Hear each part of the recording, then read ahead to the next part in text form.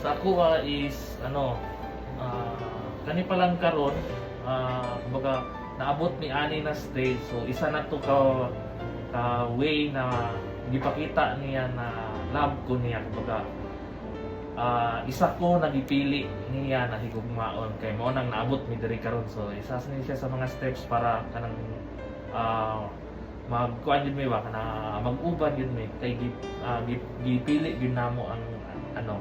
And then ang other pa na ko is kanang mga random things lang gyud na dili siya ano ba repetitive na ginabuhat niya kay usually pag kuan basic namang usahay at imanon man gyud ka. So kung butang na kanang wala jud ka nagtuo na buhaton to niya para sa imuha. Na yung mga ningon ana na butang na maka-realize ng hala. Wala ko nagtuo ato, wala ko nag-expect na buhaton to niya para sa ko. So kana akong makuha na higugma giday ko niya. So ba to siya nakabalo na